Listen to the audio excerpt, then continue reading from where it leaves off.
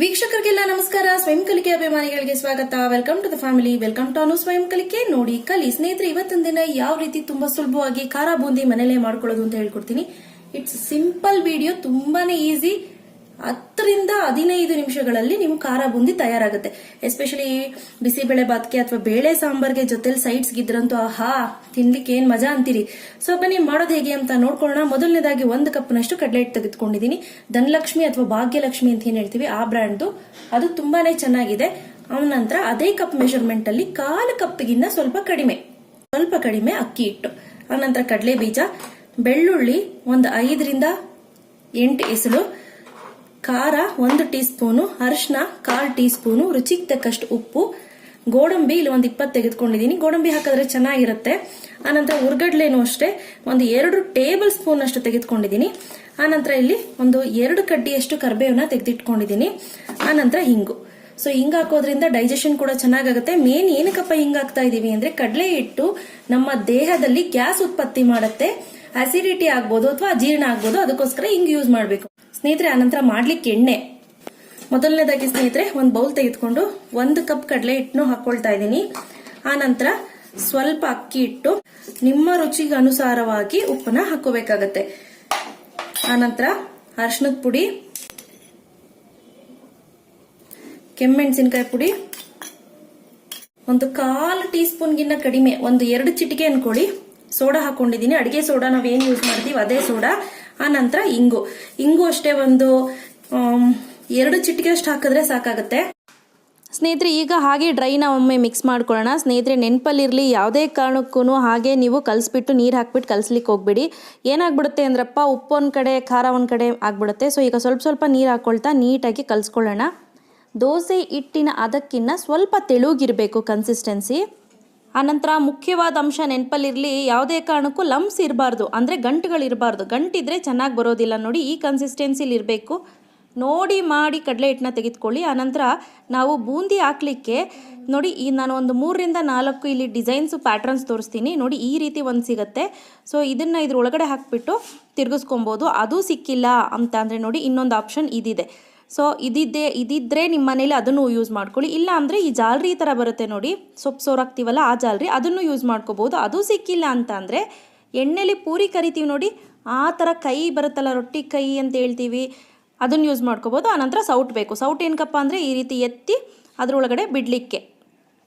ಈಗ ನೋಡಿ ಎಣ್ಣೆ ಕಾದಿದೆಯಾ ಅಂತ ನೋಡ್ಕೊಳ್ಳೋಣ. ಮೊದಲನೇದಾಗಿ ಒಂದು 2 ಡ್ರಾಪ್ನಷ್ಟು ಹಾಕಿ ನೋಡ್ತೀನಿ. ಇಮಿಡಿಯೇಟ್ ಮೇಲ್ ಬರಬೇಕು, ಇಲ್ಲ ಅಂತ ಅಂದರೆ ಅದಿನ್ನೂ ಕಾದಿಲ್ಲ ಅಂತ ಹೇಳಿ ಅರ್ಥ. ಸೊ ಈಗ ಫ್ಲೇಮ್ನ ರೈಸ್ ಮಾಡಿಕೊಂಡು ಹಾಕ್ಕೊಳ್ಳೋಣ.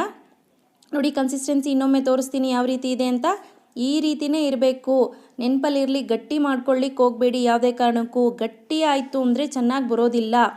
ನೋಡಿ ಈಗ ನಾನು ಏನು ಮಾಡ್ತೀನಿ, ಒಂದು 6ರಿಂದ 7 ಸೆಂಟಿಮೀಟರ್ ದೂರದಷ್ಟು ಬಿಟ್ಟು ಹಾಕ್ತೀನಿ. ತುಂಬ ಮೇಲಿಟ್ಕೊಂಡು ನಾವು ಈ ಹಿಟ್ಟನ್ನ ಉಯ್ದ್ರೆ ಏನಾಗ್ಬಿಡುತ್ತೆ, ಉದ್ದುದ್ದಾಗಿ ಬಂದ್ಬಿಡುತ್ತೆ, ಚೆನ್ನಾಗಿ ಬರೋದಿಲ್ಲ. ನೋಡಿ ಈಗ ಎಷ್ಟು ದೂರ ಇಟ್ಕೊಂಡಿದ್ದೀನಿ ಅಂತ ಗೊತ್ತಾಗ್ತಿದೆಯಲ್ಲ. ಬೂಂದಿ ಕಾಳುಗಳು ನೋಡಿ ಯಾವ ರೀತಿ ಬರ್ತಿದೆ ಅಂತ. ಸೊ ಇದೇ ರೀತಿ ನಾವು ಬಿಟ್ಕೋಬೇಕಾಗತ್ತೆ. ನೆನಪಲ್ಲಿರಲಿ, ತುಂಬ ದೂರ ಬಿಟ್ಕೊಂಡ್ರೆ ಚೆನ್ನಾಗಿ ಬರೋದಿಲ್ಲ. ನೋಡಿ ಇನ್ನೊಮ್ಮೆ ತೋರಿಸ್ತೀನಿ ಎಷ್ಟು ದೂರ ಇರಬೇಕು ಅಂತ. ಈ ರೀತಿ ಹಾಕ್ಕೊಂಡು ಒಂದೇ ಒಂದು ಸೌಟ್ನಷ್ಟು ಉಯ್ಕೊಳ್ಳಿ, ಜಾಸ್ತಿ ಹಾಕ್ಲಿಕ್ಕೆ ಹೋಗಬೇಡಿ. ಬೂಂದಿ ಕಾಳುಗಳು ದಪ್ಪ ಬರುತ್ತೆ. ನೆನಪಲ್ಲಿರಲಿ, ಒಳ್ಳೆ ಬ್ರ್ಯಾಂಡ್ ತೊಗೊಂಡ್ರೆ ಮಾತ್ರ ನಿಮಗೆ ಚೆನ್ನಾಗಿ ಬರೋದು. ಇಲ್ಲ ಅಂದರೆ ಯಾವುದೇ ಕಾರಣಕ್ಕೂ ಖಾರ ಬೂಂದಿ ಚೆನ್ನಾಗಿ ಬರೋದಿಲ್ಲ. ಆನಂತರ ಸ್ನೇಹಿತರೆ, ಒಂದು ಸೈಡ್ ಬೆಂದ ನಂತರನೇ ನಾವು ಇನ್ನೊಂದು ಸೈಡ್ ಟರ್ನ್ ಮಾಡಬೇಕು. ನೋಡಿ ಈಗ ನೀವು ನೋಡ್ತಾ ಇರ್ಬೋದು ನೊರೆ. ಈಗ ನೋಡಿ ಸ್ವಲ್ಪ ಮಟ್ಟಿಗೆ ನೊರೆ ಕಡಿಮೆ ಆಗಿದೆ. ಸೊ ಈ ರೀತಿ ತಿರುಗಿಸ್ಕೊಳ್ಳಿ. ಅವಾಗವಾಗ ಪಲ್ಟಾಯಿಸ್ತಾ ಇರಬೇಕಂದ್ರೆ ಉಲ್ಟಾ ಪಲ್ಟಾ ಮಾಡ್ತಾ ಇರಬೇಕು. ಕಲರ್ ಚೇಂಜ್ ಆಗುತ್ತೆ. ನಿಮ್ಗಾದ್ರೂ ಗೊತ್ತಾಗ್ತಾ ಇಲ್ಲ ಮೇಡಮ್ ಅಂದರೆ, ಒಂದೇ ಒಂದು ಈ ರೀತಿ ಬೂಂದಿ ಕಾಳನ್ನ ತೆಗೆದುಕೊಂಡು ಹಿಂಗೆ ಅಮುಕ್ ನೋಡಿದಾಗ ಅದು ಪಟ್ ಅಂತ ಶಬ್ದ ಬರಬೇಕು. ಪಟ್ ಅಂತ ಶಬ್ದ ಬಂದಿಲ್ಲ ಅಂದರೆ ಇನ್ನೂ ಆಗಿಲ್ಲ ಅಂತ. ಸೊ ಇನ್ನೊಂದು 2 ನಿಮಿಷ ಮಾಡ್ಕೊಳ್ಳೋಣ. ನೋಡಿ ಈಗ 2 ನಿಮಿಷ ಆಗಿದೆ. ನಾನು ಏನು ಮಾಡ್ತೀನಿ, ಎತ್ಕೊಂಡು ಜಾಲರಿಲಿ ಈ ರೀತಿ ಅಂದರೆ ಶಬ್ದ ಬರುತ್ತೆ. ಸೊ ಆ ಶಬ್ದ ಬಂತು ಅಂದರೆ ಕರೆಕ್ಟಾಗಿ ಆಗಿದೆ ಅಂಥೇಳಿ. ಸೊ ಈಗ ಇದನ್ನು ಏನು ಮಾಡ್ತೀನಿ, ಒಂದು ಪ್ಲೇಟ್ಗೆ ಟಿಶ್ಯೂ ಪೇಪರ್ ಅಥವಾ ಪೇಪರ್ ಟವಲ್ ಅಂತ ಏನು ಹೇಳ್ತೀವಿ ಅದನ್ನು ಹಾಕಿಬಿಟ್ಟು ಇಟ್ಕೊಳ್ಳೋಣ. ಯಾಕಂದರೆ ಇದರಲ್ಲಿರುವಂತಹ ಎಣ್ಣೆ ಅಂಶ ಆ ಪೇಪರ್ ಟವಲ್ ನೀಟಾಗಿ ಹೀರ್ಕೊಳ್ಳುತ್ತೆ. ಇದೇ ರೀತಿ ಎಲ್ಲ ಬ್ಯಾಚ್ನು ಮಾಡಿಟ್ಕೊಳ್ಳೋಣ. ಆನಂತರ ನೋಡಿ ಸ್ನೇಹಿತರೆ, ಈ ಉರ್ಗಡ್ಲೆ ಏನಿದೆ ಇದನ್ನು ಅಷ್ಟೇ ಜಾಲರಿ ಒಳಗಡೆನೇ ಹಾಕ್ಕೊಳ್ತಾ ಇದ್ದೀನಿ. ಏನಕ್ಕಪ್ಪ ಅಂತಂದರೆ, ಉರ್ಗಡ್ಲೆ ಎಣ್ಣೆ ಒಳಗಡೆ ಹೊಟ್ಟೋಯ್ತು ಅಂದರೆ ತೆಗಿಲಿಕ್ಕೆ ಕಷ್ಟ ಆಗುತ್ತೆ. ಸೊ ಇದನ್ನು ಅಷ್ಟೇ 2ರಿಂದ 3 ನಿಮಿಷಗಳ ಕಾಲ ಸಾಕು. ಈಗ ಇದನ್ನು ಕೂಡ ಬೂಂದಿ ಕಾಳು ಜೊತೆಗೇ ಹಾಕ್ಕೊಳ್ತಾ ಇದ್ದೀನಿ. ಆನಂತರ ಇದೇ ರೀತಿ ಕಡಲೆ ಬೀಜನೂ ಅಷ್ಟೇ ಹೊಂಬಣ್ಣ ಬರೋ ತನಕ ಮಾಡಿಕೊಂಡು ತೆಗೆದಿಟ್ಕೊಳ್ಳೋಣ. ಸೊ ಎಲ್ಲನೂ ನಾನು ಒಂದೇ ಇದಕ್ಕೆ ಹಾಕ್ಕೊಳ್ತಾ ಇದ್ದೀನಿ. ಕರಿಬೇವು ಹಾಕಿದ ತಕ್ಷಣ ಸ್ವಲ್ಪ ದೂರ ಬನ್ನಿ. ಸೊ ಮುಖದ ಮೇಲೆ ಸಿಡಿಯೋ ಚಾನ್ಸಸ್ ಜಾಸ್ತಿ ಇರುತ್ತೆ. ದೀಪಾವಳಿ ಹಬ್ಬ ನಡೆಯುತ್ತೆ ಕರಿಬೇವು ಹಾಕಿದಾಗ. ಆನಂತರ ಈ ಗೋಡಂಬಿನ ಸ್ನೇಹಿತರೆ ತುಂಬ ಲೈಟಾಗಿ ಹುರ್ಕೊಳ್ಳಿ, ಫ್ರೈ ಮಾಡ್ಕೊಳ್ಳಿ. ಜಾಸ್ತಿ ಹುರ್ಕೊಳ್ಳಿಕ್ಕೆ ಹೋಗಬೇಡಿ. ಸ್ವಲ್ಪ ಕಲರ್ ಚೇಂಜ್ ಆದ ತಕ್ಷಣ ಎತ್ತಿಟ್ಕೊಂಬಿಡಿ. ಆನಂತರ ಇದು ಆರಿದ ಮೇಲೂ ಕಲರ್ ಬರೋ ಚಾನ್ಸಸ್ ಇರುತ್ತೆ. ಸೊ ಅದಕ್ಕೋಸ್ಕರ ನೋಡಿ ಇಷ್ಟಾದರೆ ಸಾಕು. ಇದನ್ನು ಕೂಡ ಎತ್ತಿಟ್ಕೊಳ್ಳಿ. ಆ ನಂತರ ಸ್ನೇಹಿತರೆ ಬೆಳ್ಳುಳ್ಳಿ ಹಾಕಿಲ್ಲ ಅಂದರೆ ಈ ರೆಸಿಪಿಗೆ ವೇಸ್ಟ್ ಅಂತಲೇ ಹೇಳ್ಬೋದು. ಇನ್ ಕೇಸ್ ನೀವು ಬ್ರಾಹ್ಮಿನ್ಸ್ ಆದರೆ ಬೆಳ್ಳುಳ್ಳಿನ ಸ್ಕಿಪ್ ಮಾಡ್ಕೋಬೋದು. ಬೆಳ್ಳುಳ್ಳಿನ ಸ್ವಲ್ಪ ಈ ರೀತಿ ರೋಸ್ಟ್ ಮಾಡಿಬಿಟ್ಟು ಹಾಕ್ಬಿಡಿ. ಸಖತ್ ಒಳ್ಳೆ ಫ್ಲೇವರ್ ಕೊಡುತ್ತೆ. ಸೊ ಈಗ ನೋಡಿ ಒಂದು ಪ್ಲೇಟಿಂದ ನಾನು ಒಂದು ಬೌಲ್ಗೆ ಟ್ರಾನ್ಸ್ಫರ್ ಮಾಡ್ಕೊಂಡಿದ್ದೀನಿ. ನೀವು ನೋಡ್ತಾ ಇರ್ಬೋದು. ಇನ್ನೂ ಎಕ್ಸ್ಟ್ರಾ ಟೇಸ್ಟ್ ಬೇಕು ಅಂದರೆ ಈ ರೀತಿ ಕೆಂಪು ಮೆಣಸಿನ್ಕಾಯಿ ಪುಡಿನ ಸ್ವಲ್ಪ ಅದಕ್ಕೆ ಹಾಕ್ಬಿಟ್ಟು ಉದುರಿಸ್ಬಿಟ್ಟು ಜಸ್ಟ್ ಈ ರೀತಿ ಶೇಕ್ ಮಾಡಿ ಸ್ವಲ್ಪ ಉಪ್ಪು ಕೆಮ್ಮೆಣ್ಸಿನ್ಕಾಯಿ ಪುಡಿನೂ ಹಾಕೋಬೋದು. ಉಪ್ಪು ನಾನು ಕರೆಕ್ಟಾಗಿ ಹಾಕಿದ್ದೀನಿ ಅಂದರೆ ಉಪ್ಪು ಹಾಕೋ ಅವಶ್ಯಕತೆ ಇಲ್ಲ, ಬರೀ ಕೆಮ್ಮೆಣ್ಸಿನ್ಕಾಯಿ ಪುಡಿ ಹಾಕ್ಕೊಳ್ಳಿ. ಮತ್ತು ಇನ್ನೊಂದು ಟಿಪ್ಪು ಸ್ನೇಹಿತರೆ, ನೀವು ಸ್ವಲ್ಪನೇ ಮಾಡ್ಕೊಳ್ಳಿ.